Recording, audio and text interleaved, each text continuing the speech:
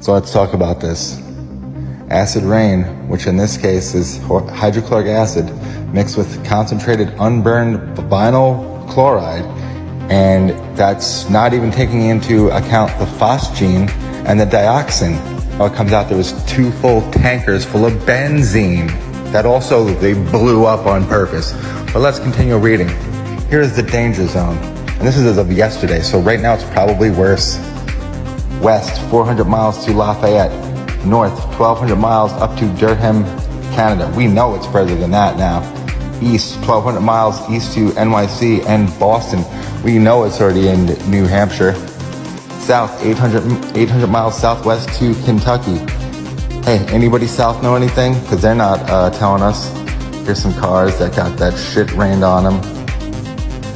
Now, 1 part per million of some of this stuff is enough to give you liver cancer within a few months. That would be the dioxin. No, I'm not fear-mongering. Okay, so let's read this real quick.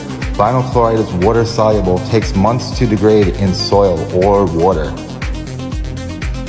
It boils at 8 degrees Fahrenheit and its metabolites absolutely maul DNA. Safe exposures are considered to be in the parts per billion.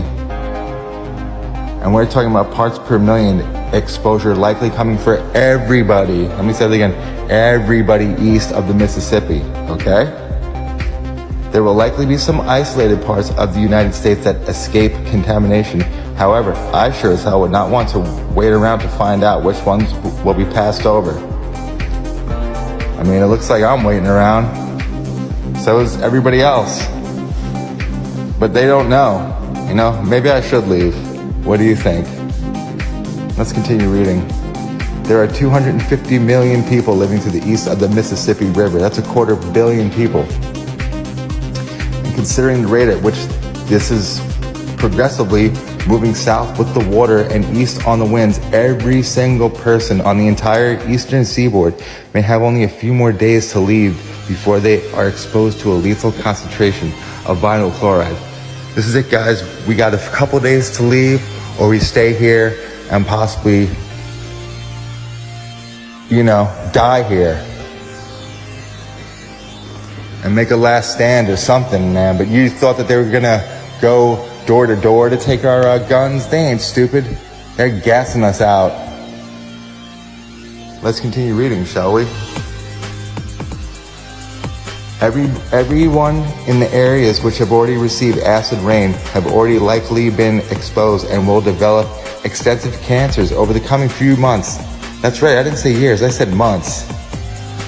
So I will just say, if you live anywhere east of the Mississippi, in my humble opinion, leave. Maybe plan to come back in a couple of weeks. The magnitude of this will be more evident by that time. We have been at war for the last 3 years, and somebody may have just landed the killing blow with an utterly, historically unprecedented chemical weapons attack.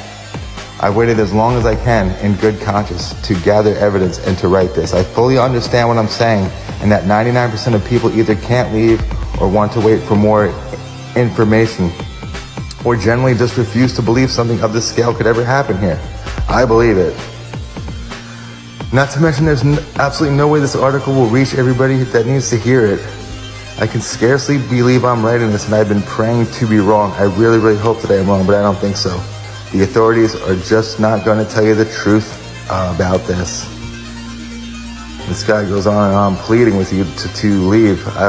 I'm not your mother. Time is short. I hope I'm not wrong. So, I mean, if you had the money or the inkling or the energy to get up and leave, then do it. But if it's already hit you, you're just going to spread it further. Just stay put. If you're in an unaffected area that might hit you and you have the means, I would leave. I would leave if I could, but it looks like my ride ain't going to make it out of here.